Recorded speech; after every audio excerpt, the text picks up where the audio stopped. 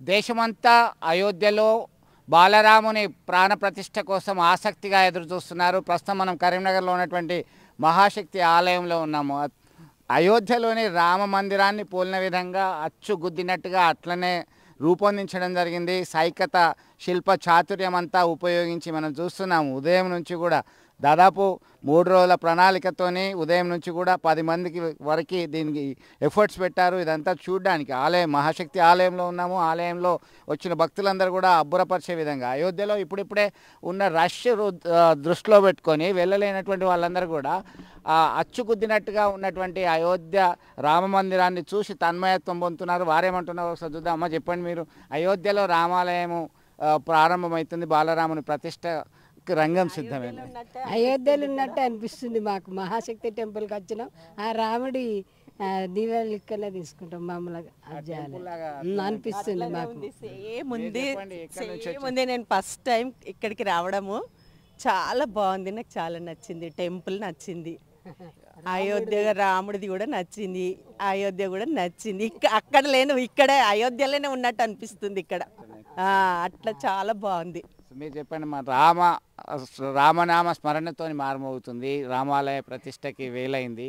ఇక్కడే అయోధ్య రామ మందిరాన్ని నిర్మాణం పోలిన విధంగా కట్టడం జరిగింది. ఇక్కడ అట్లనే అనిపిస్తుంది, సేమ్ అయోధ్య లాగా అనిపిస్తుంది. చూస్తుంటే చాలా మంచిగా ఉంది. మేము కూడా ఫస్ట్ టైం వచ్చాడు ఇక్కడికి, చాలా మంచి ఆనందంతో ఉన్నాం మేము అందరం. చాలా మంచిగా ఉంది. అయితే చూస్తాను, ఇక్కడ చూడడానికి వచ్చినాం. ఇక చాలా బాగుందండి. అయోధ్య పోకుండా అయోధ్య చూసినట్లా ఉంది. చాలా బాగుంటే చాలా బాగా చేశారు, చాలా చక్కగా ఉందండి. మీరు చెప్పండి. జై శ్రీరామ్, జై శ్రీరామ్, జై శ్రీరామ్. మనం 500 దాదాపు 500 సంవత్సరాల నుండి మనం అయోధ్య ఎప్పుడు కడదామా, ఎప్పుడు చూద్దామా అనుకున్నాము. ఆ క్షణము ఇప్పుడు ఆసన్నమైంది. మనం దాదాపు 485 నుండి 500 సంవత్సరాల నుండి ఎదురు చూస్తున్నాం. ఇప్పుడు అయిపోయింది.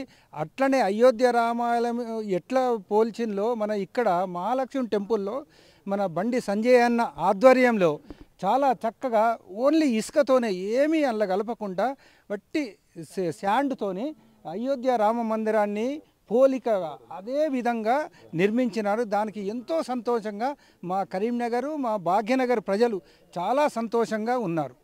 మొత్తం మీద అయోధ్య రామాలయ నిర్మాణాన్ని పోలిన విధంగా ఉంది. ఎట్లా చూడొచ్చు? బ్రహ్మాండం 500 సంవత్సరం కూలగొట్టిన రామాలయాన్ని ఇప్పుడు పునర్నిర్మాణం చేసిండ్రు.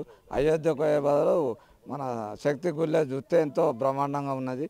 3 రోజుల నుంచి వాళ్ళు పనిచేస్తున్నారు. ఇప్పటి వరకు కంప్లీట్ అయింది. మీరు చెప్పండి, స్థానికంగా ఈ నిర్మాణం చేయడానికి చాలా పక్కా ప్లాన్తో ముందుకు రావడం జరిగింది. ఎట్లా చూడొచ్చు? ముందుగా అందరికీ జై శ్రీరామ్, జై శ్రీరామ్. గత 500 సంవత్సరాల నుంచి కళ సాకారమైన వేళ ప్రతి హిందూ హిందువులని కాదు, ప్రపంచం, భారతదేశం కాకుండా ప్రపంచంలో ఉన్న ప్రజలందరూ చేస్తున్న రోజు వచ్చేసింది. వాళ్ళ కళ సహకారం ఎంతోమంది ఆత్మ బలిదానాలతో కూడుకున్నది. ఇది ఇప్పుడు కళ సహకారం అవుతుంది.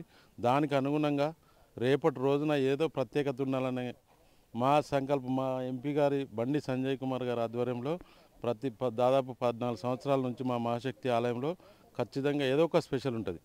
దానికి అనుగుణంగానే ఈ స్పెషల్గా దీన్ని తీర్చిదిద్దడం జరుగుతుంది. వెంకటేష్ గారు మా కళాకారుడు, కరీంనగర్ కళాకారుడు బయటపడుతున్నాడు. ఇప్పుడు దీంతో కరీంనగర్ కళ ఏందనేది ఆయనకు చాలా సంతృప్తిగా ఉంది. గత 2 రోజులుగా బాగా శ్రమిస్తున్నారు. ఇది చాలా ధన్యవాదాలు అందరికీ. మొత్తం మీద చూశారు కదా, ఇక్కడ వచ్చినటువంటి భక్తులందరూ కూడా తన్మయత్వం పొందుతున్నారు. అయోధ్యలో రామ మందిరం అంత చక్కగా ఉంటే మన మహాశక్తి టెంపుల్లో సైతం అదే విధంగా ఉంది. దాన్ని చూసి మేము అద్భుతమైన ఆనందాన్ని పొందామని చెప్పేసి వారి అభిప్రాయం పంచుకుంటున్నటువంటి పరిస్థితి. వీడియో జర్నలిస్ట్ సుమంత్తో కలిసి చంద్రశేఖర్, RTV, కరీంనగర్.